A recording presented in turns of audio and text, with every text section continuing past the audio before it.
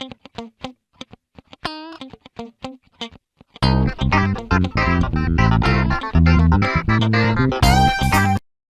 bien, muy buenas tardes, bienvenidos. Les doy una cordial bienvenida, muchas gracias por conectarse. Este es el primer encuentro de muchos que va a haber en conjunto con el Ministerio Público de la Defensa. Este convenio que firmamos el año pasado, bueno, tiene muchas iniciativas que estamos llevando a cabo.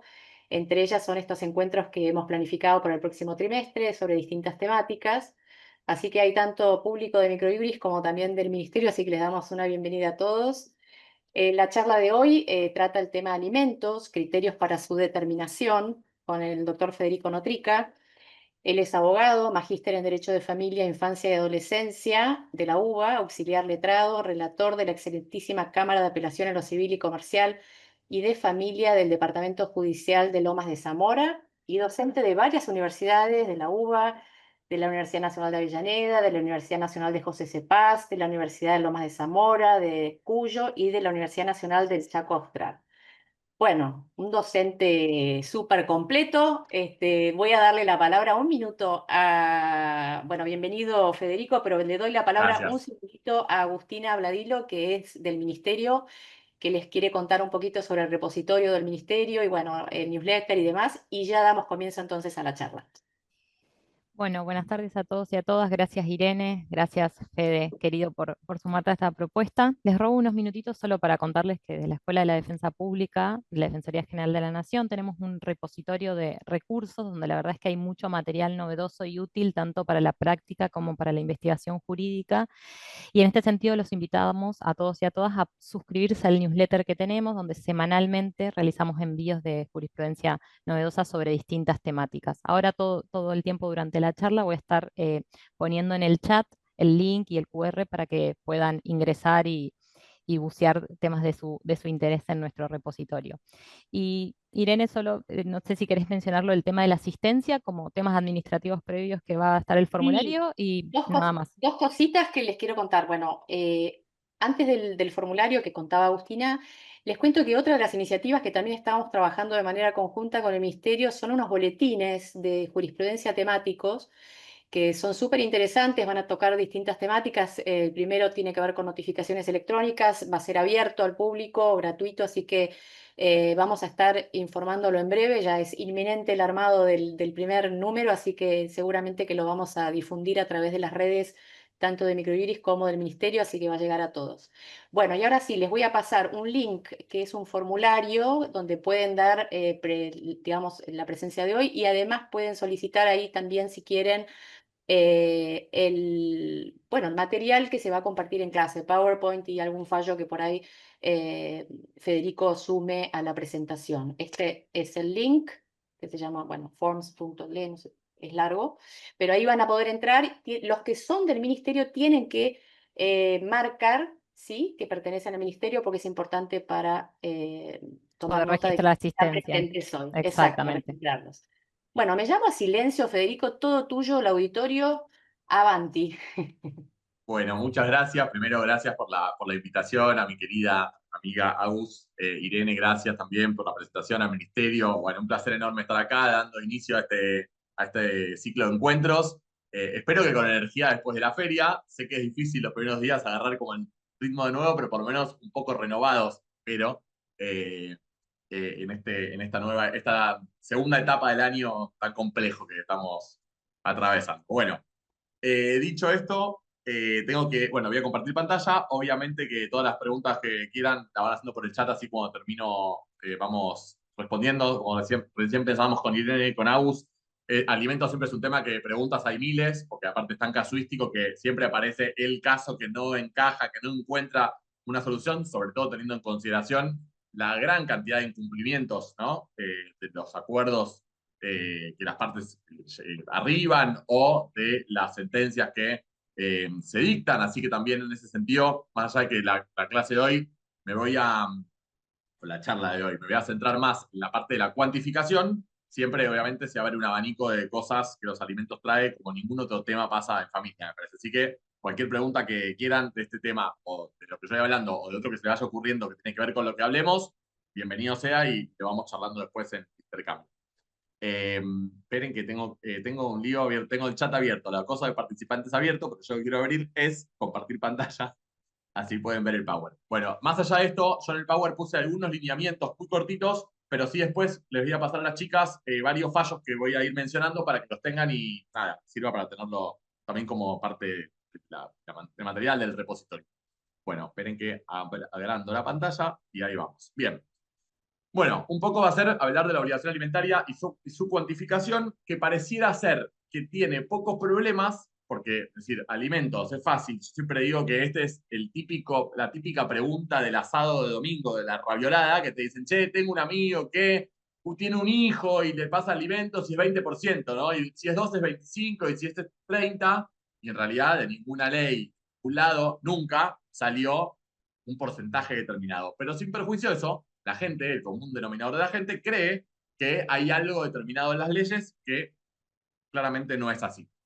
¿Pero por qué la gente cree eso? Porque claramente hay digamos, una creación jurisprudencial sostenida en el tiempo que hace que la gente crea que si es un hijo es 20, si es 2 es 25, si es 3 es 30, digamos, y pareciera que es como una verdad ya revelada, y esto no es así. ¿Pero por qué? Justamente la jurisprudencia vino a marcar esos montos, pero yo creo que la jurisprudencia viene siendo un poco, perdón que empiece así, yo trabajo en tribunales, así que soy con conocimiento de causa y tirando piedras a nuestro propio techo, digamos, la gente cree porque nosotros seguimos construyendo esas verdades, que en definitiva hay que desarmarlas, porque cada familia, cada realidad es diferente y me parece que no hay pautas así como generales para poder aplicar en tema de alimentos, porque cada realidad, teniendo en consideración las posibilidades del alimentante, las necesidades de los alimentados, las tareas de cuidado, me parece que vienen a desarmar estas verdades que la gente cree que son así y no son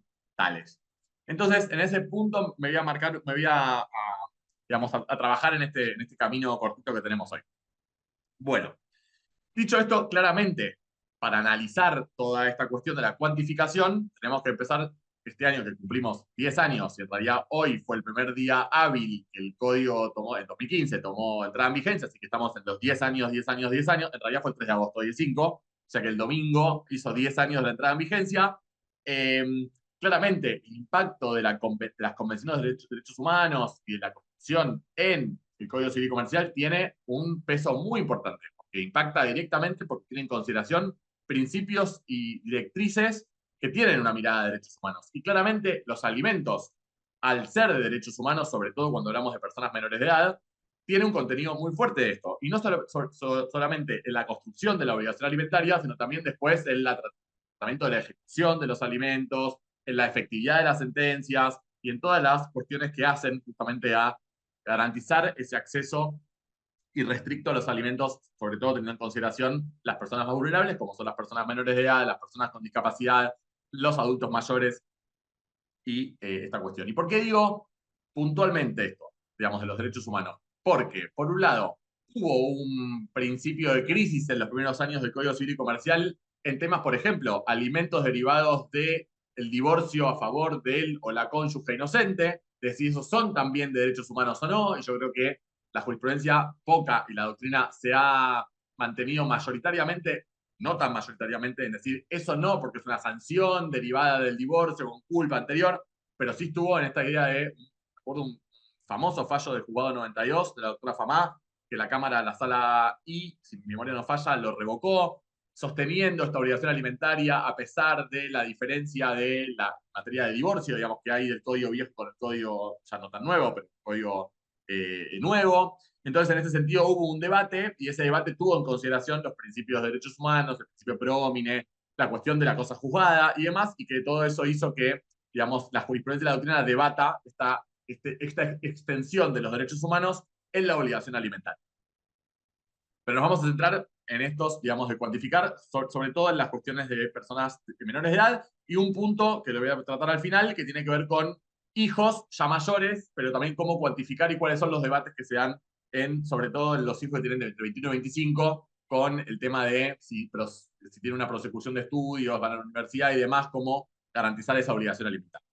Bien, tenemos otro punto muy importante también, que tiene que ver con esta idea de que la Convención de los Derechos del Niño viene a marcarnos, obviamente, nuestro principio rector en materia de familia, niñez y adolescencia, que tiene que ver con el interés superior del niño, la participación, el contenido integral de la obligación alimentaria, pero también a lo que se pierde en el camino, que tiene que ver con la universalidad de la obligación. Y esto hace que, si estamos hablando de derechos humanos y hablamos del garante último de los derechos humanos, es el Estado, ¿qué pasa cuando hay un niño, niña, adolescente que nadie le garantiza esos alimentos? Entonces, podríamos decir que por esta idea de la universalidad, el Estado debe. Bueno, sí. El tema es que también somos conscientes de que los recursos no son infinitos y que, bueno, digamos, cómo equilibrar o ponderar estos derechos, estas tensiones que existen en estos.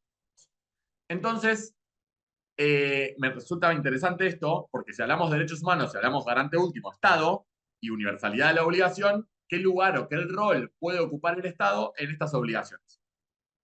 Y es de tal trascendencia esta cuestión que el Código Procesal de la provincia de Corrientes, Código Procesal de Familia, Niñez y Adolescencia, trató este tema y incorporó un artículo que habla de la obligación alimentaria subsidiaria del Estado. Entonces dice, el Estado debe prestar asistencia cuando los progenitores u otras personas están imposibilitadas de proveer lo necesario para la subsistencia. Y ahí miren cómo ya empieza a marcar algo de cómo que tener en consideración para cuantificar. Diferente a la obligación derivada de la responsabilidad parental, que no dice la necesario para la subsistencia, es para toda necesidad. Entonces ahí ya empieza a cambiar en la mirada de esa extensión de la obligación en cabeza del Estado como obligado subsidiario, obligado secundario. Pero claro, ¿qué pasó acá? Digamos, para darle un cierre a esta cuestión. Cuando el Código Procesal de Corrientes, familia, trata este artículo y lo pone en cabeza del Estado, esta obligación subsidiaria, dice, bueno, esa plata va a salir de un fondo de garantía, y ese fondo de garantía tiene que ser creado por una ley especial. Ley especial que,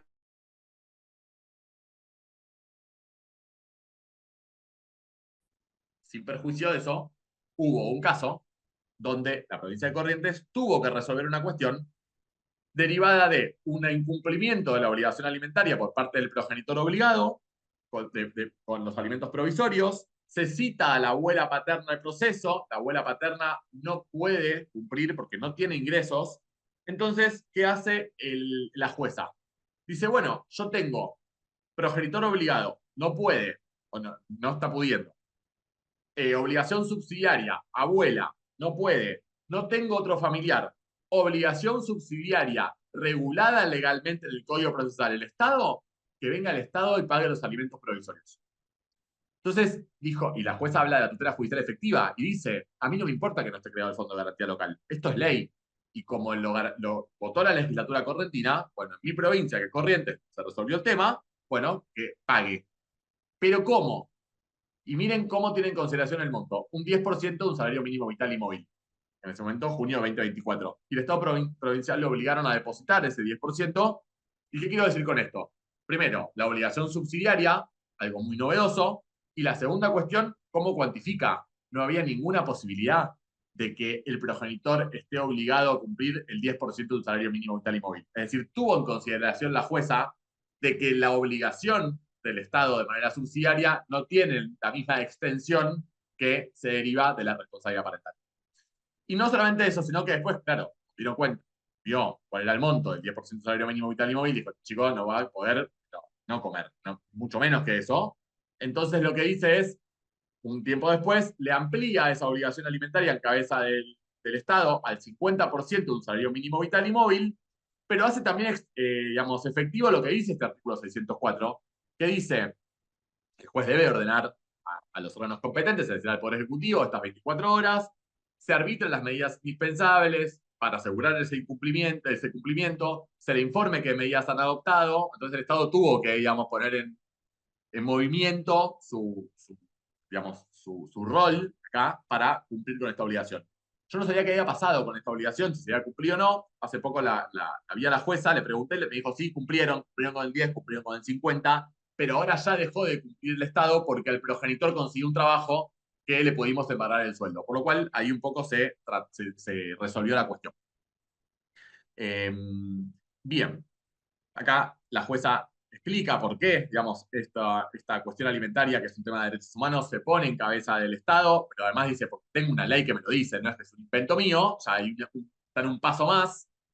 Y más allá de eso, les dejo este dato, para que lo tengan en consideración, que en 2024 se presentó en el Congreso Nacional este proyecto de ley 2459-D-24, 2024, que habla de una ley integral para asegurar el derecho alimentario en niñas y adolescentes. Ahí está, yo les dejé este primer pedacito, pero lo que dice este proyecto de ley, que obviamente no está tratado en el Congreso, ni siquiera en una comisión, pero está presentado, lo que dice es, bueno, como estamos hablando de mecanismos de protección para asegurar el cumplimiento de este derecho alimentario, que es un derecho humano, entonces se debe basar en que sí o sí, con los principios de infancia, niñez y adolescencia y de el debido proceso por el otro lado, y también desde la perspectiva de género y el acceso a la justicia, etcétera, etcétera, esta idea de que el Estado pague para asegurar esa prestación básica, pero que el Estado pueda repetir luego con el progenitor que estaba obligado a cumplir.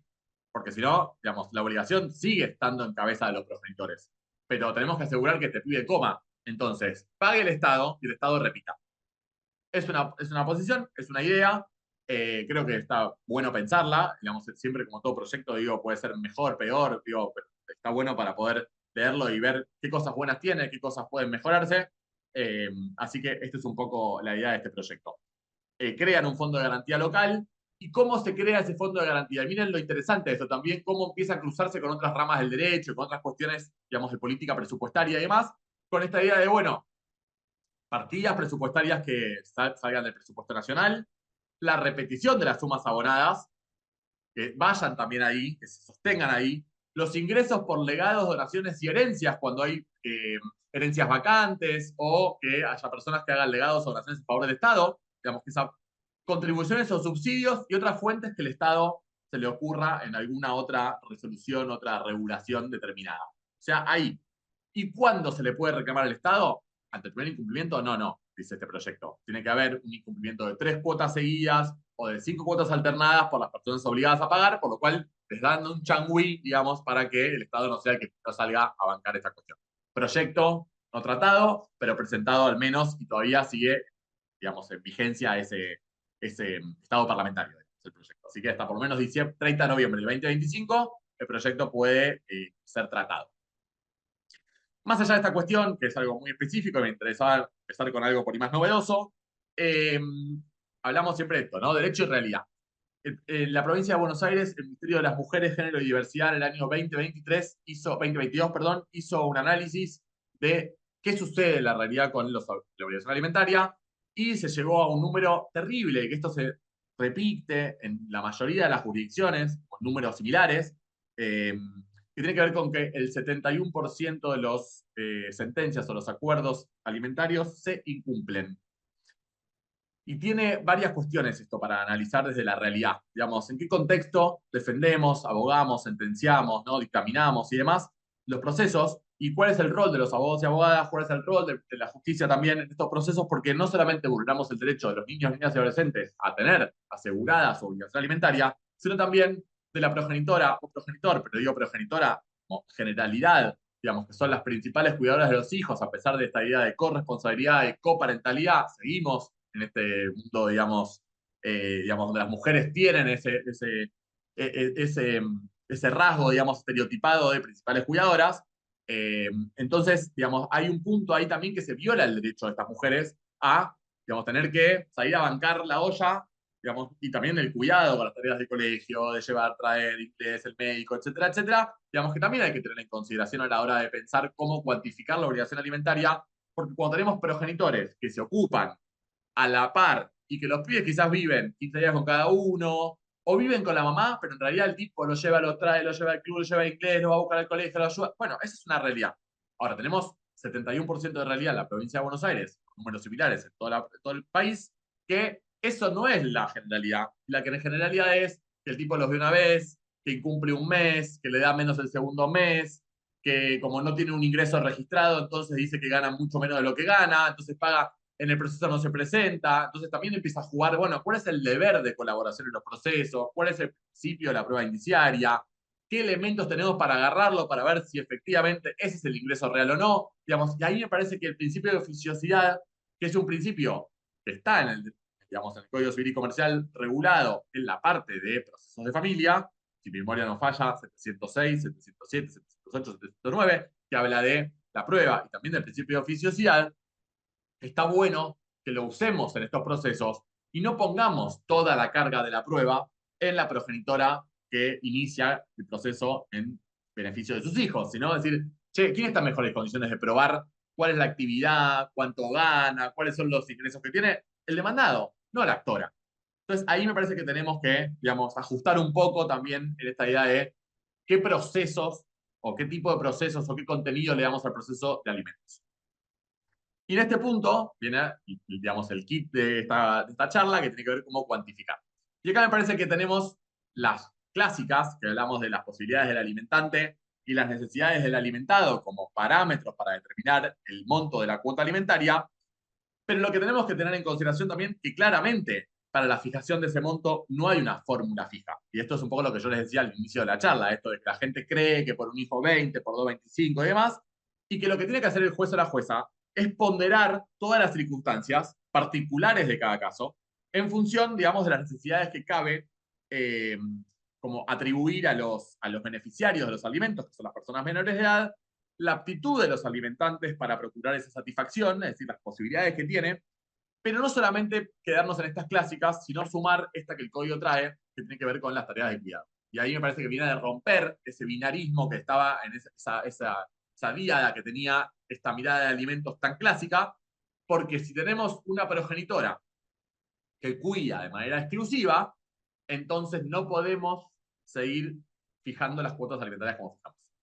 Y acá voy a hacer una crítica a mi criterio, digamos, mi forma de ver, digamos, las sentencias de alimentos, que sale un montón, porque es uno de los objetos que más se judicializa de foro de familia, que me parece que la jurisprudencia, los jueces y juezas traen el artículo 660 en sus sentencias, pero poco contenido le dan. ¿Y por qué digo esto? Porque tenemos una sentencia que habla y te dice que tiene en consideración las posibilidades del alimentante, el trabajo, las tareas que lleva adelante, bla, bla, bla. Las necesidades del alimentado. Y que además el 660 viene a reconocer las tareas de cuidado como un valor económico a esas tareas porque justamente constituyen un aporte a su manutención. Y en las dos sentencias que estamos estudiando decimos lo mismo. Ahora después, en la realidad y la particularidad de cada caso, tenemos un caso donde hay una cuidadora exclusiva 24/7, donde el tipo lo único que hace es verlo 2 horitas el fin de semana. Y tenemos otro caso donde tenemos un progenitor y una progenitora que tienen el cuidado compartido alternado y tienen 15 días cada uno. Mi pregunta es, ¿por qué en estos dos casos, que fácticamente son diferentes, porque en tareas de cuidado hay un progenitor que ejerce la coparentalidad y en otro que no hace nada, ¿por qué ponemos el mismo porcentaje? ¿Por qué? ¿Por qué ponemos en los dos casos 25%? Porque entonces ponemos en la sentencia lo que quede lindo y que garantizamos este derecho del 660, pero a la hora de cuantificar no lo tenemos en consideración. Entonces, me parece que seguimos 10 años después, esto en la generalidad es injusto con las sentencias buenísimas que hay de estos temas, seguimos aplicando la teoría más clásica que tiene que ver con esos dos primeros que vimos recién, que son las posibilidades alimentantes y la necesidad de alimentado, pero esto lo escribimos, pero no lo tenemos en consideración. Y ahí me parece que es un punto a trabajar muy fuerte. Yo trabajo en la Cámara, vivo peleando con esto, ¿eh? Digamos, y hay veces que también tenemos poco dato de lo que pasa en la realidad, porque aparte, digamos, al ser todo, digamos, dichos de uno y de otro, porque es difícil probar que el pibe estuvo 3 días en la casa de uno, 2 en otra. Entonces viene ella y dice, no, que el tipo no lo ve nunca, y el tipo dice, no, yo sí lo voy a buscar. Bueno, es muy difícil, pero bueno, cuando hay conflictos de este tipo, digamos, me parece que el valor económico que hay que dar a las tareas de cuidado es fundamental. Por lo cual ahí tenemos un punto a tener en cuenta para la hora de pensar cómo cuantificar. Digamos, ¿cuál es el monto? Bueno, ahí es difícil. Ahí, digamos, empieza, digamos, viene un criterio un poco subjetivo y arbitrario de los jueces y juezas que tienen que... Pero me parece injusto seguir pensando en esta idea de 25, 30, cuando en realidad la cuestión fáctica empieza a ser diferente. Eso por un lado. Cuando tenemos a hablar de las necesidades del alimentado, de la alimentada, hablamos de niños, niñas y adolescentes, hablamos de este carácter prioritario, claramente, que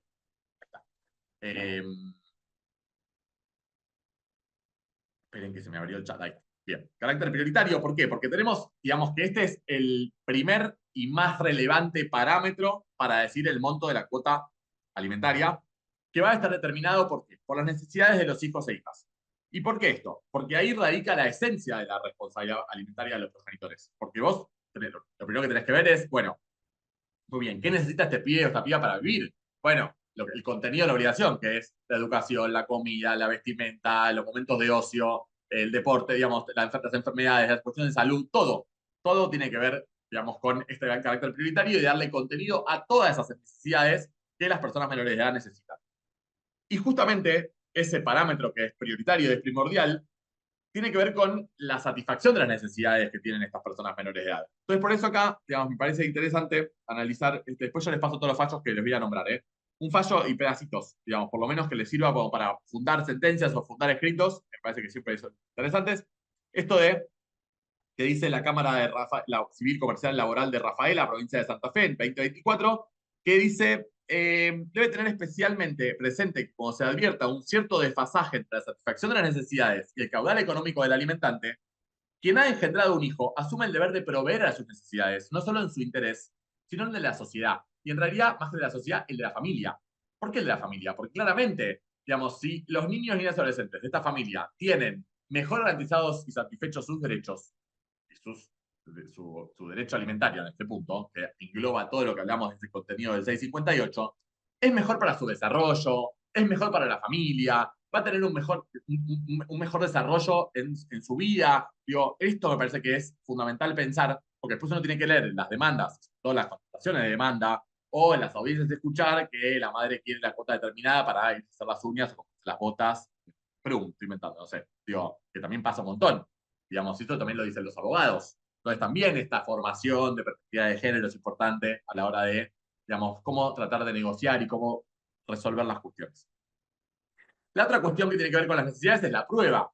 Y la pregunta es, ¿hay que probar? Y acá la premisa mayoritaria, digamos, en la doctrina de jurisprudencia es que las necesidades se presumen. Estamos hablando de personas menores de edad. ¿Y por qué se presumen? No tienen autonomía económica. Entonces, ese es un punto importante. Están en una etapa fundamental de su vida que es la plena formación y el desarrollo evolutivo de una persona menor de edad. Entonces, es poco probable que puedan satisfacerlas por sí mismos. Entonces, lo que necesitamos es justamente quienes se hagan cargo de esta satisfacción son los progenitores. Por lo cual, por eso, digamos, se presumen las necesidades. Ahora bien, ¿qué hay que probar? Sí hay que probar cuánto se gasta. Porque yo puedo presumir, o se presume, que necesita comer, que necesita ir al colegio, que necesita curarse cuando está enfermo, que necesita comprarse zapatillas porque el pie le va creciendo, que necesita pasarla bien y a los jueguitos, que necesita, siempre teniendo en consideración su realidad social, que obviamente no es lo mismo ser el hijo del dueño de una multinacional que ser una persona que vive en un barrio carenciado en el interior del interior. Digo, no es lo mismo. ¿Por qué? Pues las necesidades, todos los pibes necesitan, claramente sí, pero también vamos a tener en consideración qué es lo que puede pagar el otro para tener digamos, en cuenta ese nivel de vida que tiene cada familia y cada persona en su momento particular. Que pueda cambiar, obviamente, mejorar y empeorar, pero, digamos, se tiene en cuenta esa cuestión. Porque además lo que necesitamos es que las cuotas se cumplan. Yo no le voy a poner a un tipo que trabaja barriendo la calle en una cooperativa de la municipalidad X que pague una cuota alimentaria de 5 millones de pesos porque no va a poder, no tiene sus ingresos. Y aparte, ese niño seguramente no gaste 5 millones de pesos en su vida, porque sus necesidades, si bien son muchas, seguramente no coma lo que come el pibe que vive en la otra cuadra de mi casa, tipo Recoleta, digamos. Entonces, ahí también entra en consideración esa cuestión.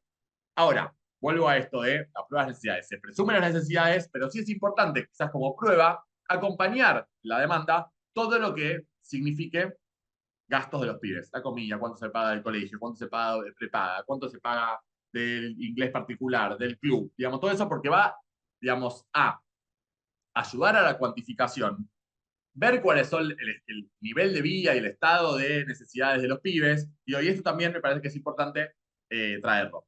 Digamos, no es a pedir y nada más, sino que eso ayuda como prueba. Ahora, vuelvo a lo mismo la prueba de la prueba la tiene quien pide, bueno, podés probar cuánto gastás con tus hijos. Ahora, la prueba de la prueba para también ver, digamos, del otro lado es cuánto gana el otro, cuáles son los ingresos del otro, para poder ver cómo cuantificar, teniendo en consideración las necesidades y las posibilidades, y las tareas de cuidado, obviamente. Eso por un lado. Y después, esta idea del mito de mantener el nivel de vida, digo, también, ustedes todos sabemos, digamos, cuando tenemos una casa y hay dos adultos con dos ingresos, entre los dos se hacen cargo de una vivienda. Ahora, cuando se separan, es un mito tener que mantener el nivel de vida, porque todo se divide, se duplica. Dos alquileres, digamos, dos compras de comida, dos pagos de impuestos, digamos, y eso hace que claramente sea muy difícil mantener el mismo nivel de vida cuando vos dividís lo que tenías en una casa en dos. Entonces, es un mito, porque en realidad mantenerlo es difícil. Lo que creo que hay que como rever esta cuestión es, bueno, teniendo en consideración las necesidades de los alimentados y conforme la condición infortuna de los adultos. Entonces ahí decir, che, ¿cuánto ganan? ¿Cuánto gastan en su alquiler? ¿Cuánto? Digamos. Entonces, en eso, ponderar esa cuestión también, sin desconocer que el carácter prioritario es las necesidades de los hijos en esta obligación.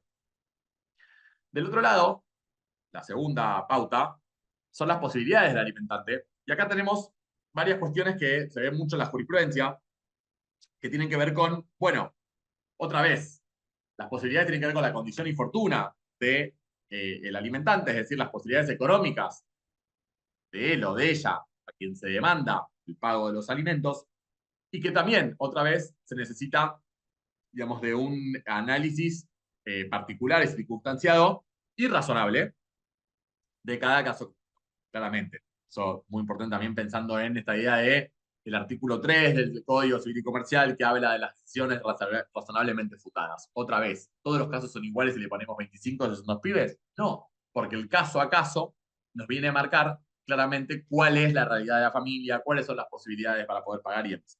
Entonces, digamos, creo que muchas veces se ve esto de las defensas, ¿no? Una es la falta de empleo o la falta de ingresos. Bueno, todo bien con esto. Entiendo que quizás está desocupado o no podemos probar los ingresos que tiene. Ahora, eh, necesitamos que si el carácter prioritario es dar seguridad a las necesidades del alimentado y cumplir con esa obligación, entonces claramente, bueno, tenemos que fijar una cuota y que el alimentante, que es el obligado, maximice sus esfuerzos para tener mayores ingresos o para conseguir un empleo.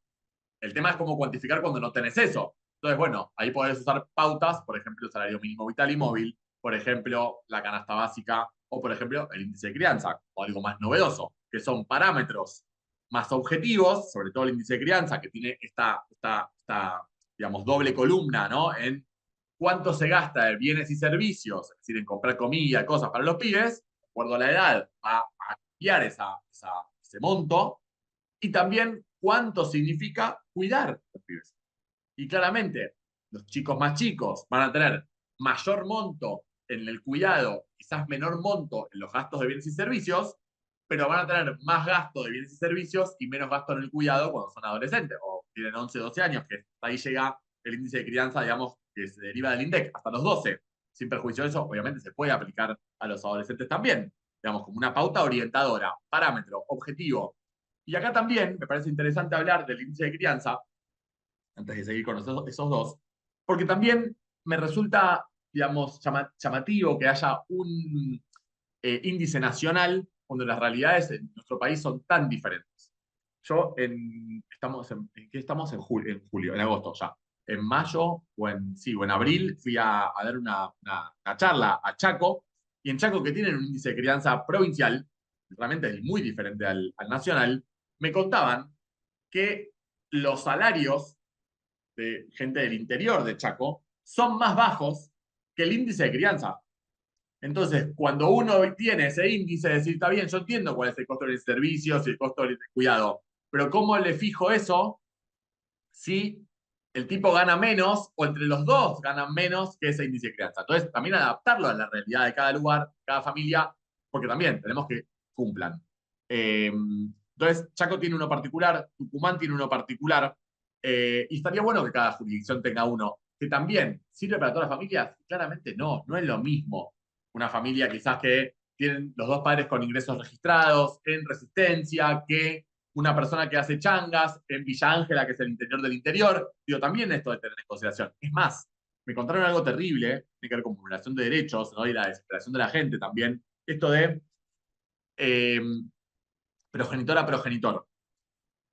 Deciden inscribir a los chicos, a los hijos e hijas, a nombre de la mamá nada más. Perdón que diga nombre, parece una cosa, ¿no? Que tenga un solo reconocimiento filial, solo determinación de afiliación, la madre, y el padre no reconoce.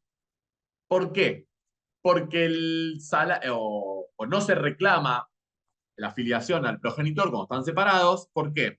Porque el ingreso de la pensión que se cobra por ser madre soltera o madre sin pareja es más alto que el porcentaje que después se puede reclamar por alimentos por los bajos ingresos que tienen los padres.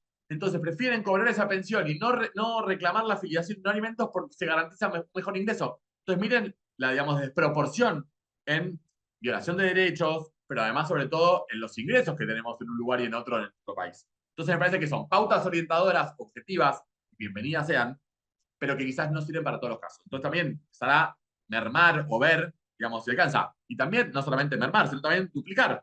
Por ahí, para una realidad, un índice de crianza muy poco, podemos fijar 2 o 3 o 4. Digo, ¿por qué no? Son parámetros, nada más. Sirven como para eso.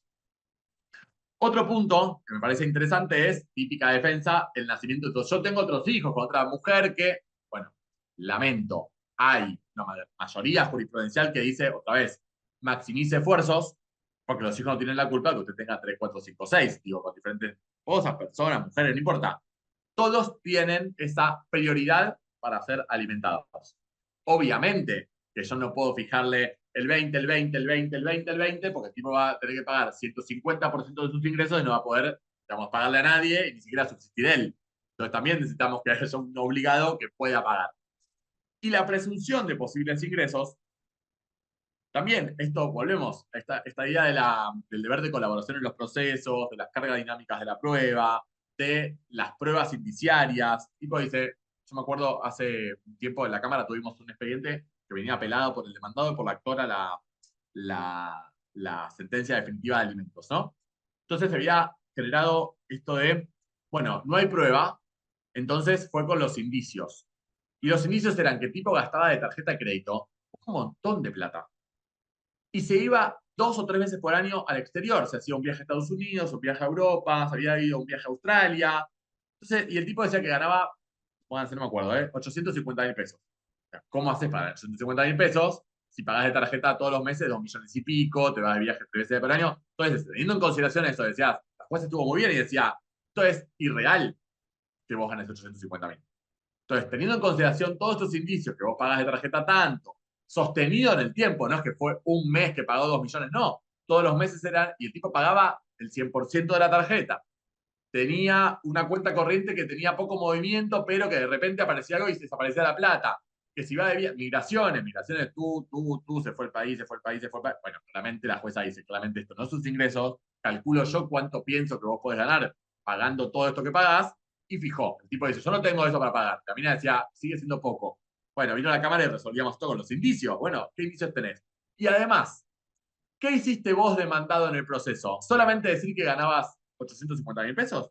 ¿Y qué trajiste? Nada. Bueno, también hay una responsabilidad y ese deber de colaboración en los procesos que hay que tener en consideración porque están en mejores condiciones de probar cuáles son sus ingresos. Y mintió. Entonces, eso también me parece que es interesante a la hora de pensar cómo cuantificar. Bueno, acá está el índice de crianza, que no es el último, este es el de febrero, pero ya, digamos, obviamente este monto fue subiendo, pero quería ver las columnas de costo de bienes y servicios, costo de cuidado, teniendo en consideración la edad, cómo va subiendo el tema de los bienes y servicios, pero cómo va bajando también el tema del cuidado, y que llega a 12 años, y que muchas veces se puede, obviamente, extender. Teniendo en consideración esta cuestión de las tareas de cuidado que yo les mencionaba antes, les puse este fallo que cuando yo lo leo es un fallo re común, pero cuando lo leo siempre me genera la misma duda.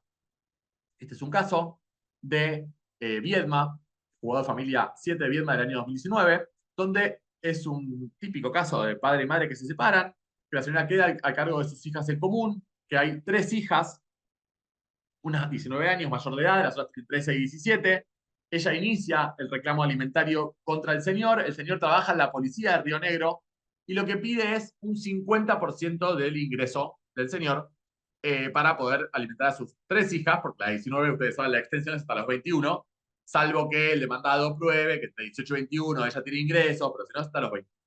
Esta idea de la no regresividad cuando se modificó la mayoría de edad del sistema jurídico. ¿Qué hace la jueza? La jueza dicta una sentencia, digamos, común y normal y bien fundada, de fijarle el 50% de cuota definitiva, teniendo en consideración que el tipo las ve una vez cada 3 a 5 meses a las hijas, 1 o 2 días, un fin de semana. Entonces dice, bueno, posibilidades del alimentante. El tipo tiene un recibo, un salario en blanco porque trabaja, es policía y trabaja en la policía de la provincia, por lo cual ese es su ingreso, su trabajo, sabemos cuánto gana. Necesidades de las niñas, de las adolescentes, se presumen y además la señora demostró cuánto gasta. Y además, tareas de cuidado exclusivas en cabeza de la madre. Por lo cual, fijo un 50% del salario del señor. Punto. No hay más. Y habla de la perspectiva de género, de un caso de violencia económica, porque el señor, digamos, tuvo una cuestión ahí de no te pago porque me reclamaste judicialmente, digamos, esta cuestión. Pero lo que viene a decir ella, además, hay un total desinterés por laborar con la madre, a pesar de no verla o verlas cada 5 meses. Hay una dinámica monomarental en esta familia. Entonces, tengo en consideración esta cuestión. Ahora, lo que yo me pregunto cuando leo la sentencia es, ¿le dio 50 porque fue lo que pidió? Y si hubiese pedido más, le hubiese dado más para no violar el principio de congruencia. Y la segunda cuestión que me pregunto es, no sé, no tengo respuesta, pero yo le dije, ¿le dio 50 porque es lo que pidió? Y si hubiese pedido 70, ¿le hubiese dado 70? Contrafáctico no lo puedo saber. Digo, pero me generó esta primera pregunta y la segunda pregunta es, el principio de congruencia en temas de familia y sobre todo en temas que tienen que ver con el derecho alimentario, ¿puede flexibilizarse o esa flexibilización viola el derecho de defensa y el debido proceso? Digamos, lo dejo ahí para pensarlo, ¿eh? No sé si tengo una respuesta para darles, porque te puedo hacer abogado del diablo y puedo decir porque sí, porque no. Digo, pero lo planteé hace un tiempo en una charla también de alimentos y se armó un debate muy divertido, digamos, de debate jurídico, porque la gente que trabajaba en el Poder Judicial decía, sí, yo creo que puede, la mayoría decía que puede flexibilizarse. Esta idea de la oficiosidad nos permite, y derechos humanos nos permite flexibilizar. Y si hubiese pedido 30, yo le podía haber dado 50. Abogados de la matrícula, depende en dónde se paraban, si iban a defender al demandado o a la actora, decían cosas distintas, pero los del demandado también tenían razón esto. Yo me fui a defender de lo que pidieron, y lo que pidieron fue el 50. Y los que defendían a la actora decían, no, vos no te vas a defender del monto, te vas a defender de la unidad, digamos, del reclamo, no del monto, porque el monto va a ser una consecuencia de que vos incumplís tus tareas de cuidado, que no convivís, que no ejercés la parentalidad, y que te reclaman judicialmente porque no estás cumpliendo con tu obligación voluntariamente. Entonces, o parcialmente, o lo que das no alcanza. Entonces vos te vas a defender de yo cumplo, yo estoy, no del monto. Entonces, me parece que es interesante pensar, digamos, en esta idea de la flexibilidad y el derecho de defensa y el debido proceso y demás, cómo juega esta idea del principio de congruencia en temas de familia. Nada, cosas que se me pienso cuando leo estos fallos. Y otro fallo interesante, que salgo de la responsabilidad parental personas menores de edad, sino que me sitúo en responsabilidad parental personas mayores de edad, que tiene que ver con este fallo sumamente interesante que dicta Belén Logercio, jueza de familia de Lomas de Zamora, una gran jueza y sobre todo gran persona, que miren lo interesante del caso. Es un caso donde se divorcian los progenitores, las hijas quedan al cuidado del padre, pero la hija mayor se vuelve con la madre y la segunda hija, que cumple la mayoría de edad y sigue viviendo con el padre, decide irse con la madre también, porque empieza a haber, digamos, unos problemas de convivencia muy fuertes con el progenitor. A tal punto que lo denuncia por violencia. Entonces ella, más allá de la denuncia, se va a vivir con la madre.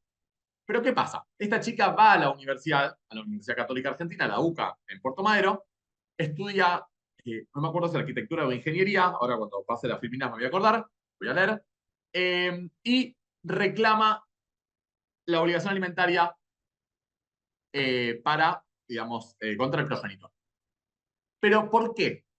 Porque el tipo le venía pagando en la universidad y un día le deja de pagar. Después de esta pelea y esta denuncia le deja de pagar. Entonces, esperen, que no sé qué hice. Esperen que me pasé fallo. Después vuelvo a este. Pero quiero ir al otro. Bueno, no importa, se los cuento. Si no, no paso la filminas. El caso es re interesante, ¿por qué? Porque el tipo lo que hace es deja de pagar la cuota de la universidad, que era la parte, digamos, de los alimentos que él venía, digamos, cumpliendo. Entonces la chica, digamos, no puede anotarse en el nuevo cuatrimestre, porque, bueno, el nuevo año, porque el tipo debe cuotas. Entonces, ¿qué intenta hacer antes de reclamarle los alimentos? Estar becada. Entonces ella cumple con un montón de requisitos para la beca. Las notas que tiene, la regularidad que tiene, pero no cumple con uno, que es no tener deuda. Entonces no le dan la beca. Pero ¿quién la pone en ese lugar? El propio progenitor cuando deja de pagar. Y el tipo cuando se defiende, cuando contesta demanda, dice, yo dejé de pagar porque en 2 años había cursado 10 materias y solamente aprobó 2. No me acuerdo los números, pero algo así. Entonces, lo que ella quiere en realidad es ir a pasar por Puerto Madero. Entonces la jueza, principio de oficiosidad, ¿qué dice? Primero veamos si ella tiene tiempo para trabajar. Entonces entra a la página de la UCA y ve cuánto se cursa. 8 horas por día. Dice, bueno, cursando 8 horas por día es obvio que no va a poder ejercer algún trabajo porque entre las 8 horas de cursada más que va y que viene a la universidad son 10 horas, por lo cual es obvio que no va a tener posibilidad de tener ingresos. Eso por un lado. Segundo, ¿cuántas materias tiene regularidad? Sí, tiene regularidad. Ella cursó todos los años, cursó con todo lo que tenía. Lo que tiene es finales que debe, pero regularidad tiene. Sin perjuicio de eso, dice la jueza, el código no me pide regularidad. Me pide que la prosecución de los estudios le impidan tener ingresos para autosustentarse. Y además, ella, antes de reclamar, intentó tener una beca, por lo cual, dice acá, digamos, el propio padre la puso en ese lugar. Así que lo que fija como cuota alimentaria es el pago de la cuota universitaria y el pago de la deuda. Hasta que cumpla 25 o hasta que el tipo beca y diga, che, no, pará, mi hija trabaja y tiene ingreso de tanta plata y se puede autosustentar. Pero se fija en eso. Y en este punto, me parece interesante de cómo cuantificar, porque hay un debate doctrinario, es de cómo se cuantifica esta obligación entre 21 y 25. Y hay unas posiciones como muy encontradas. Una que dice, como el código dice, la obligación subsiste, entonces es por el mismo alcance que tiene la derivada de la responsabilidad parental que se extiende hasta los 21, porque subsiste. Igual. Otros dicen, no, como es una obligación diferente, entonces lo que se deriva acá es para asegurarle la prosecución de esos estudios, que es la posición que tomó la jueza en el caso, solamente el pago de la universidad. Entonces, ahí también es, ¿cómo cuantificamos? Bueno, depende de cómo te vas a posicionar uno, es decir, si vas a subsistir la obligación derivada de la responsabilidad parental a menores de edad, 21, o si es solamente para la prosecución de estudios. Y ahí vas a tener forma de cuantificar diferente.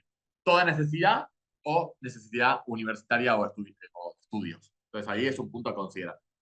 Y el último punto que quiero charlar con ustedes, antes de las preguntas y las charlas y demás, es qué pasa con el principio de coparentalidad y cuando hablamos de cuidado personal compartido. 666 dice que cuando los progenitores tienen recursos equivalentes, entonces, y hay cuidado personal compartido, entonces cada uno debe hacerse cargo de la manutención del hijo cuando permanece bajo su cuidado. Si no hay recursos equivalentes, el que tiene mayores ingresos debe pasar una cuota al que tiene menos ingresos para que el hijo goce del mismo nivel de vida en ambos hogares que lo hablábamos antes. Y gastos comunes solventados por ambos progenitores. Y acá, para mí, hay un problema en el artículo, que claramente, digamos, no lo descubrí yo, sino que el código decía otra cosa, el proyecto, y al quitarse esta palabrita quedó raro. Porque esta cuestión tenía que ver con un cuidado personal compartido alternado. No alternado e indistinto. Porque acá como queda cuidado personal compartido, bajo las dos modalidades, cuidado alternado. Ustedes saben que indistinto es el pibe vive en un hogar, tiene una residencia principal, vive con la madre, pero ambos, digamos, forman parte de este día a día, vida cotidiana. Vive con uno, come con uno, duerme con uno, o sea, pasa más tiempo con uno. En el alternado, tiene doble residencia. Pasa periodos o bloques de tiempo con uno y con otro. Y me parece que este artículo está más pensado en el alternado. En el alternado de, che, estás 10 días, 10 días, 7 días, 7 días, un mes, no sé, lo que sea, así muy pautado en tiempos. Entonces ahí, bueno, si tenemos los mismos ingresos, cada uno se hace cargo de los gastos que tiene cuando está al cuidado de uno. Y si no tiene los mismos ingresos, bueno, diferenciar que el que tiene más le pasa una cuota al que tiene menos. Pero en el indistinto es difícil esto. Entonces me parece que ese punto, ahí el artículo quedó como, che, tengamos en consideración esto del cuidado compartido alternado. Y además me parece que no es solamente recursos, sino también que es el tiempo. Justamente, si una cosa es que pasen 7 y 7, o 10 y 10, o 2 meses y 2 meses, otra cosa es que pasen 5 y 2, 5 y 2, 5 y 2. ¿Te podría hacer un alternado? Sí. O 20 y 10, 20 y 10. ¿Es alternado? Sí, pero el tiempo también es importante a la hora de pensar cuánto pasa con cada uno. Y les agrego algo más, que me lo dijo una colega en una charla, también me dijo, bueno, y ojo, la calidad del tiempo también. Dice, porque podemos pasar 10 días, 15 días con cada uno, pero seguimos siendo las mujeres las que nos ocupamos de llevarlos al médico, hacer las tareas como más duras, digamos, ¿no? En la vida. Entonces, también pensar en eso, digamos, del desgaste del tiempo que cada uno pasa. Bueno, nada, temas a tener en consideración a la hora de pensar cómo cuantificar. Y si va a la cuota alimentaria o no va a la cuota. Y este es un caso muy interesante de Viedma, de Paula Frede, jueza de familia de Viedma. Muy interesante porque lo que se plantea acá en este caso es si va a cuota alimentaria o no va a cuota alimentaria. Y lo que se plantea, es que es un bebé que habían acordado los progenitores que, como era chiquito, viva con la mamá, que el señor pasaba alimentos 25% de los ingresos, que luego, un tiempo después, vuelven a hacer un nuevo acuerdo y acuerdan un cuidado personal compartido y alternado, donde pasan misma cantidad de tiempo con cada uno. Entonces, frente a la homologación de ese acuerdo, viene el tipo y dice, pido el cese de los alimentos, porque ahora que yo pagaba 25, que vivía con ella, ahora que vive bloques de tiempo, y ganamos lo mismo, dice, de hecho ella gana más que yo, no le voy a reclamar alimento yo, pero dejo de pagar. La jueza, ¿qué hace? Teniendo en consideración estos primeros elementos, le baja como provisorios del 25 al 15. Pero se abre a prueba. ¿Y qué se prueba? Que claramente se cumple con ese cuidado compartido alternado, que si bien es cierto que los ingresos de la señora en sus recibos de sueldo son más altos que los de él, pero hay tareas que él hace extralaborales que no sabemos cuánto ganan, que es un microemprendimiento de venta de ropa y además clases de, creo que matemática, particulares, que dice como son tareas o trabajos, se presumen onerosas, entonces con esos ingresos, que yo no sé cuáles son, pero que se presumen onerosas, estamos más o menos en que ganan lo mismo. Por lo cual lo que dice la jueza es, ceso los alimentos porque cuidan igual y ganan igual. Entonces, y hay una defensa que introduce la defensoría y la fiscal del proceso, donde dice, ojo, también analizar el caso a la luz de la perspectiva de género. Y la jueza dice, yo tengo la obligación constitucional y convencional de analizar todos los casos con perspectiva de género. ¿Y qué veo? Que en este caso no hay una asimetría entre el señor y la señora. ¿Por qué? Porque cuidan igual, porque ganan igual, porque tienen una misma situación socioeconómica y cultural y educativa, por lo cual no veo, me pongo los anteojos a la perspectiva de género y no veo una asimetría en esta sentencia. Y por lo cual cesa la obligación alimentaria. Es un caso sumamente interesante de cómo está, digamos, fundado el caso, cómo trabaja la jueza del caso, así que después obviamente se los paso para que lo lean, y que obviamente tiene mucho para analizar, porque también hay una crítica a esto, es decir, ¿hay que demostrar asimetría o ya por el género hay una asimetría? Bueno, esa es una cuestión que el feminismo introduce y que me parece que es válido y que está bueno poder pensarlo, pero en el caso, también me parece que lo analizó, en el caso concreto vio una mujer, digamos, independiente, que tiene sus ingresos, que venía haciendo su vida, digamos, que nunca casi convivió con el señor cuando nació su hijo, y que pudo progresar, de hecho ganaba más que él, y, digamos, él también colaboraba, digamos, o está muy mal dicho colaborar, digo, participaba en esta idea de corresponsabilidad, así que me parece que también es interesante cómo estructuró esa sentencia y cómo analizó el caso concreto. Así que obviamente también después se los paso, y el Power también, si puede leer esos pedacitos por lo menos que me parecieron a mí por lo menos interesantes. Bueno, bueno, esto yo se los conté que era el caso de Lomas, de la chica de 21-25. Así que creo que con el Power estamos. Listo. Así que, bueno, no sé si hay preguntas, dudas, lo que sea. Gracias, Federico. A ver, preguntas no, hubo comentarios a lo largo de la charla. Quizás el último, a ver, Lucas dice, lo que opino es que todo se centra en lo económico y el tiempo que pasa con cada progenitor, pero que no se escucha al niño, siendo que hay tanta legislación al respecto. Es importante escuchar al niño, no solo leerlo en artículos de convenciones internacionales. Es muy común cuando se cambia el centro de vida, el Estado trata a los niños como mascotas. Bien, a ver, gracias, Irene, por leérmelo. Yo creo, a ver, que es cierto que el interés superior del niño se estructura claramente no solamente digamos, con garantizar todos los derechos, sino también con la escucha.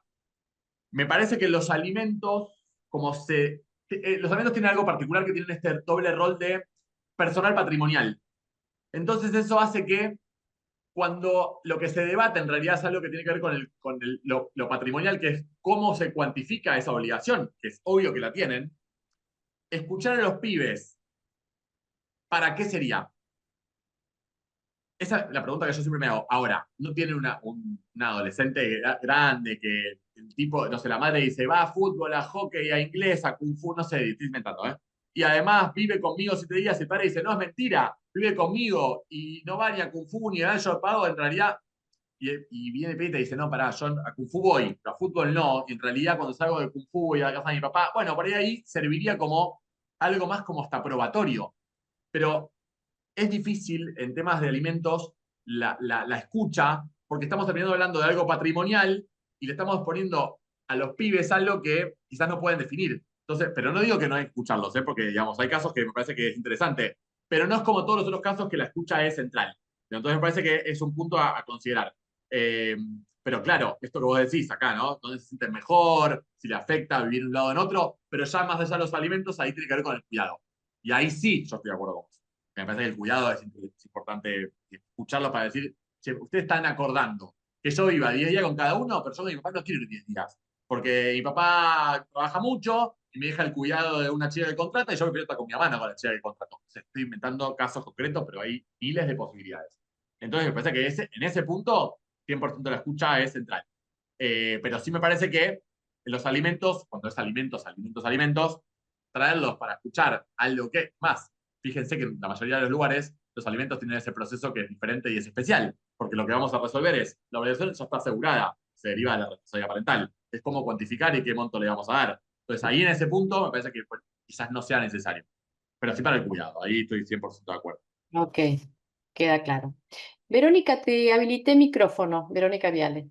Verónica Vial, Muchas gracias, sí, porque había levantado. ¿cómo estás? Sí, yo vi tu mano levantada antes. Sí, sí, Vi sí, que yo iba a estoy decir. atenta, atenta a las manitas. Sí, sí, me surgió, pero bueno, nada, cuando vi que la cuestión era expositiva primero, la bajé. Te quería preguntar esto, porque Sí, vos nos mencionabas que obviamente digamos, la ley cubre a menores de edad y a los mayores en la obligación alimentaria entre los 21 y los 25.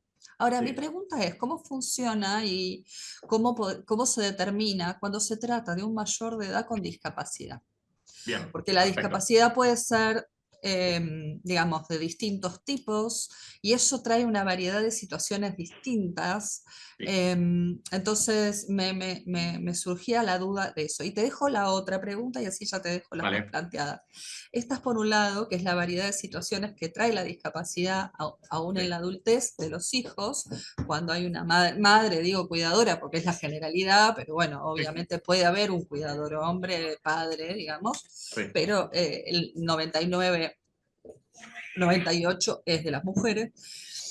Y es respecto de las tareas de cuidado, si existe, vos habías puesto una especie de, se fue muy rápido, me hubiera gustado, pero habías puesto un cuadro de cómo se evalúan las tareas de cuidado. Quería saber si hay algún tipo de protocolo o de forma de alguna manera estandarizar las tareas de cuidado y costos o no, como para decir cómo se pueden justipreciar esas tareas de cuidado de alguna manera estandarizada, porque si todo queda en la imaginación de los jueces o juicio, su apreciación, y va a haber jueces que tienen una capacidad de verlo mejor que otras. Hay veces que la prueba es extremadamente difícil, sobre todo en estos ámbitos, ¿no? De cómo probar. Sí. Bien. ¿Cuánto vale esto, no? Eso. Voy con la segunda, así cerramos ahí y después vuelvo con la discapacidad.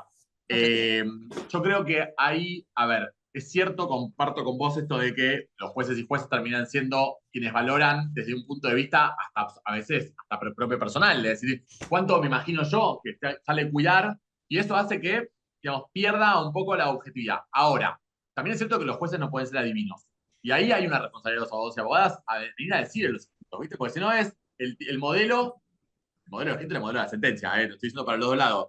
Digamos, decir, ¿cuál es ese plus que vos le das para que yo sepa qué vos haces cuando cuidás? O sea, uno parte de qué significa ser cuidado, ¿no? Digamos, uno sabe qué significa cuidar. Pero decir, che, ¿cómo cuido? Bueno, tengo un hijo que tiene un, no sé, estoy inventando, TGD, y eso me significa a mí que yo tengo que ir al colegio muchas más veces, y que tenga 500 reuniones de padres cuando el tipo no viene. Eso tiene un plus. No es el pibe que es la autonomía absoluta y que va viene solo caminando del colegio, yo tengo que tomarme el break de mi laburo, en vez del almuerzo voy a buscarlo y lo llevo a la casa de mi mamá, porque eso tiene un valor, porque vos le ponés un plus. Bueno, pero el juez no puede adivinarlo.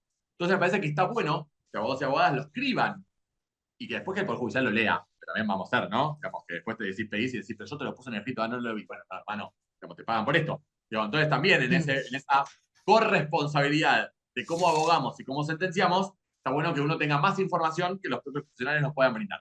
Eso por un lado. Protocolo, yo no conozco el cómo cuantificar, lo único que tenemos es ese monto que el índice de crianza fija. Y que obviamente en la desagregación de ese monto, el INDEC analiza cómo llega a ese número. Pero protocolos de actuación no hay, pues estaría bueno para investigar, ¿no? Es decir, ¿por qué ese monto es ese monto? Digamos, eso está bueno. Claro. Porque aparte, claramente, son parámetros, porque después cada realidad va a ser diferente, pero sí son parámetros.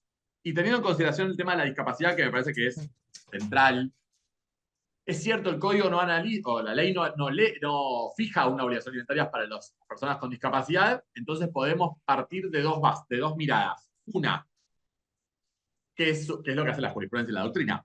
Una es que se extiende de la obligación de la responsabilidad parental y que se aplica a toda necesidad.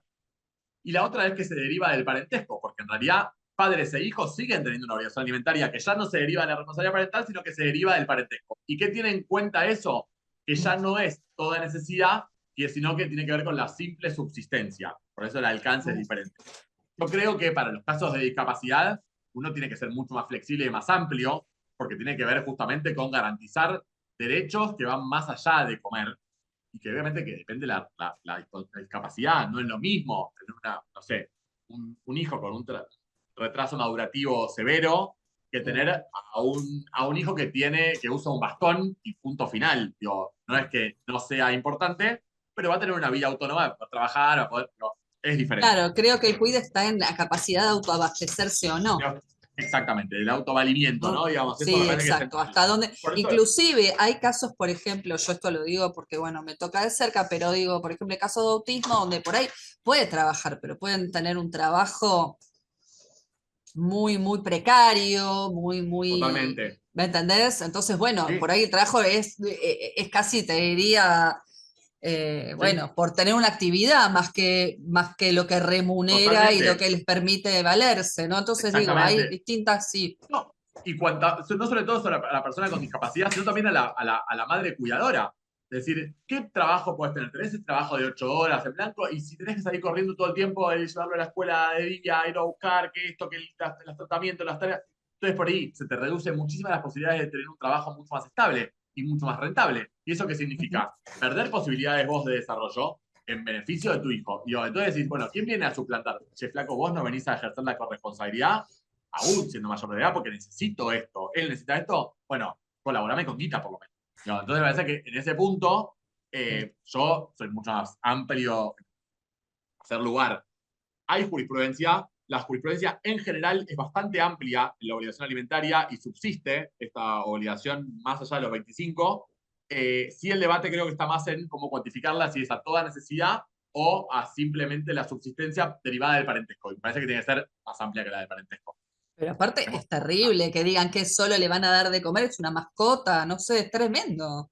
Sí, O sí. sea, porque Por eso entonces, la justicia, quién le da esa, eh, digamos, quién los mantiene? ¿Me sí, por explico? eso, Siempre a ver, termina recayendo en el cuidador, sea mujer u hombre, exacto. ¿no? Y la típica defensa del que está siendo reclamado es cobra pensión, la obra social le cubre el centro de día. Sí, está bien, eso es una parte.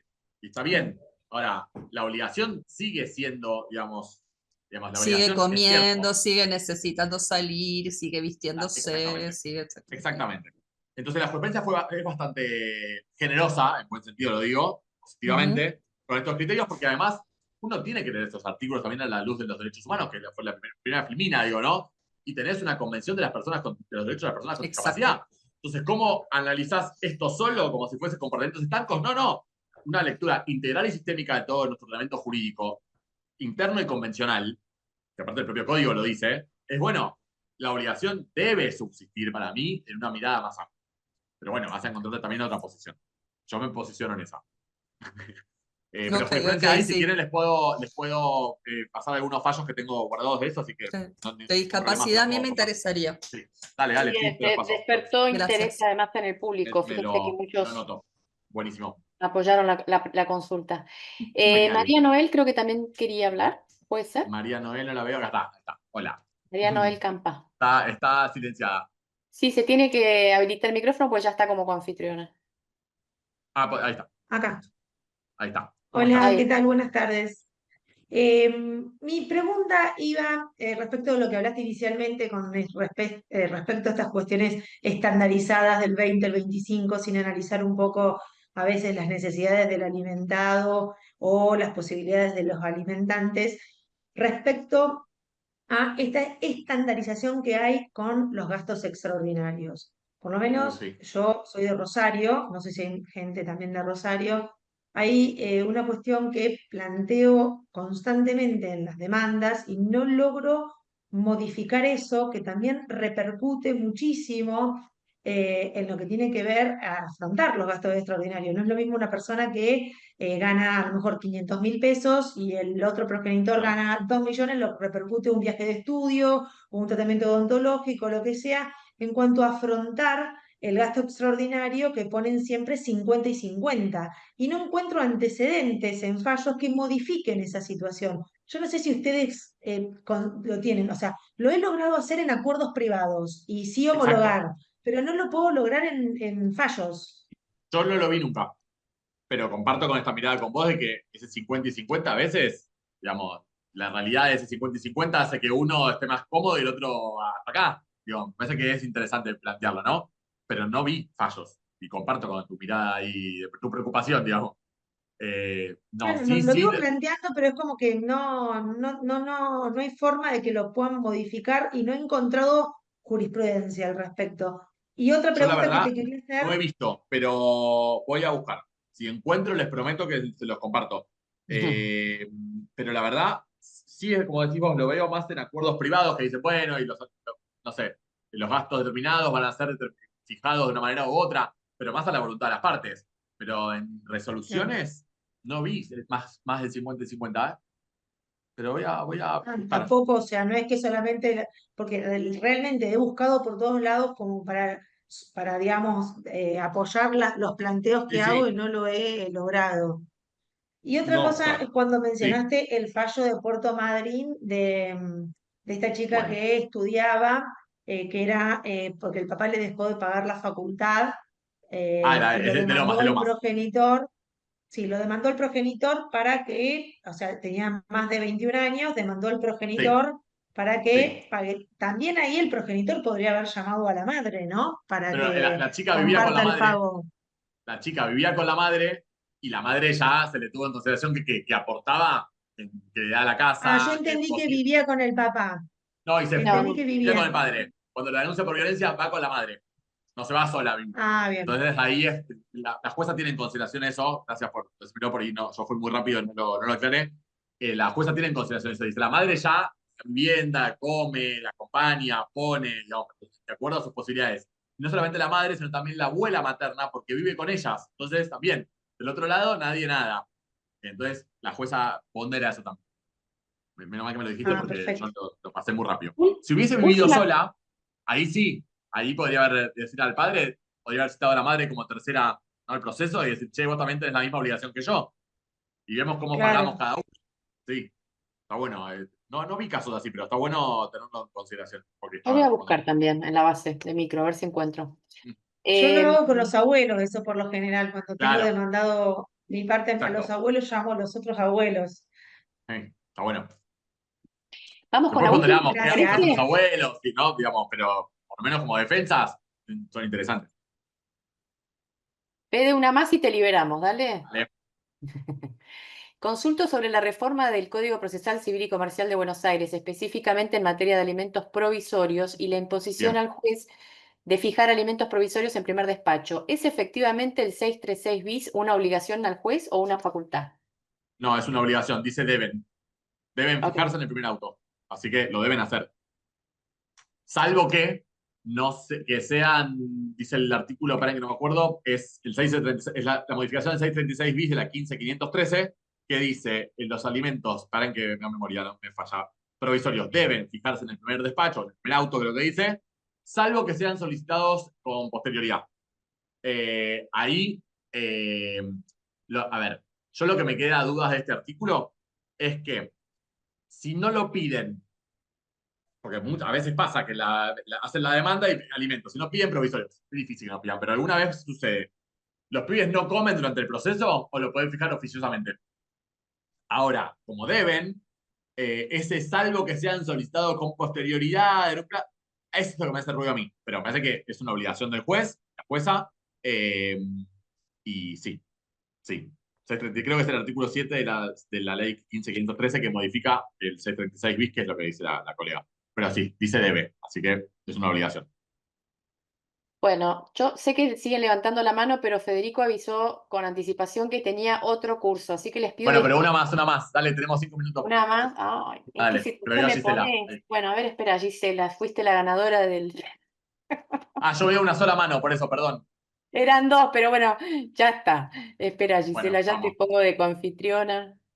Si no, yo Bueno, igual pero que acá sea breve, ¿eh? voy a ser bueno y les voy a dejar mi mail y me escribe, me comparte, me Aparte pregunta, acaba de todo. llegar de vacaciones, está relajado, aprovechen. En unos días ya... Con el peor de las ondas.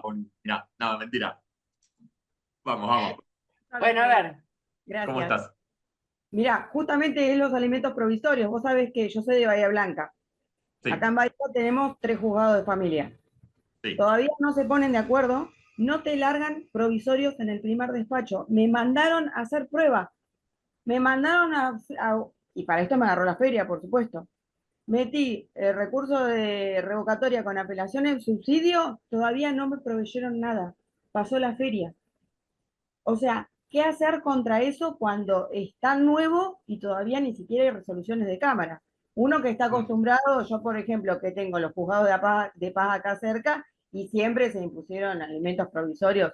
Yo acredité, pedí en este caso para la abuela, acredité CODEM, acredité que trabaja. No, recibo sueldo para fijar No, alimentos provisorios. no puedo creer lo que me decís. Porque nosotros, por lo menos en Lomas, que tenemos 12 más 8, 20 jugados de familia, es como, es obvio que si hay A un ver, reclamo alimentario, los profesores son seguros, porque el pibe come. exactamente, me agarró toda la Después feria, o pifiar sea, el monto, ¿eh? Después pifiar el monto, poner poco, mucho, pero que tenés que ponerle, tenés que poner. claro. No, no, directamente me mandó a hacer prueba. Hablé con una amiga porque no te reciben ni nada para hacer preguntas Obvio. o hablar con alguien. Hablé con una amiga que trabaja en familia y me dijo que los jueces acá están bastante reticentes todavía a esta reforma de tener que Pero fijar lo que provisiones. a mí lo que me sorprende, más allá de te guste o no te gusta la ley, es ley. Vos tenés que aplicarla. Pero a mí un montón de gustan, no me gustan, pero la aplico, qué sé yo, no sé. Pero más allá de eso, Acá hay alguien de un juzgado, esperen. Acá hay alguien de un juzgado de Bahía Blanca, número 1, que dice que lo sacan en el primer despacho cuando lo piden. Estoy hablando en el 3, ¿no? Acá estoy hablando familia 3. Y en no el Mira, dijo en 1 el 3, no dijiste, de los me 3 jugados, el tocó, 3. en el 1 me dijeron que también están pidiendo en algunos casos algo de prueba. bueno, acá Sabrina dice que no, Bueno, pero después bueno. ahí se debaten las bahienses. No, pero digo, más allá de eso, me parece que es central, digo esto, la ley dice esto muy claro. La ley hay que aplicarla. Ahora, uno le puede no gustar la ley. Vamos a olvidarnos de esta ley nueva. Con la ley vieja, el Código Procesal de la Provincia de Buenos Aires también dice alimentos provisorios deben fijarse, no es un invento de este artículo. Sí se modifica el 636 cuando dice esto de deben garantizar el plazo de 5 días. Hay que hacerlo siempre, si los pibes comen. Y después es la liquidación para ajustar la diferencia entre provisorios y definitivos, pero no es una novedad de la ley tremenda. Digo, ¿qué les modificó? ¿O no lo hacían antes tampoco? Y más que uno en los juzgados de paz está cansado de verlo. Pero Sabrina, la conozco a Sabrina. Después ahora le voy a escribir. Pero justamente no tengo directamente resolución porque ni siquiera me dieron todavía la revocatoria con apelación al subsidio. Toda la feria me comí. Claro. O sea, Bueno, acá Azul Ramos dice, podrían fijarlos aunque no los pidan. Obviamente, yo coincido. Oficiosidad pura. Acá sí va, me parece. Así Claro. que Por bueno. ahí Sabrina dice que le escriba si hablan. Acá vamos a arreglar todos los Viste que problemas, no se preocupen. esto es así, resolvemos problemas. Bueno, Federico, mil estimados, gracias. gracias a ustedes. Gracias Un por beso tu enorme para tiempo todos, y para tu todas. Espero que haya generosidad, de servido. verdad. Ahí tienen mi mail y cualquier cosa me pueden escribir. Igual después les prometo que les paso el PowerPoint y los fallos que fui charlando. Bueno, Dale, muchísimas Fede, gracias. muchas gracias. Bueno, Gracias, Muchas Irene. gracias, gracias, muchas y gracias. gracias a todos los que estuvieron. Muchísimas gracias. Les cuento que el jueves próximo, no, este no, el otro, esperen que lo tenía anotado por acá y ahora no lo encuentro porque yo también tomé nota de todo lo que dijo Fede. El martes 12 de agosto va a estar hablando Mariel Molina, también sobre alimentos, pero sobre el incumplimiento de alimentos como violencia económica, ¿sí? También súper interesante. Los que no se anotaron todavía tienen tiempo de anotarse, no hay ningún problema. Los esperamos y nos reencontramos el jueves que viene. Chau, Chau, chau, chau. gracias.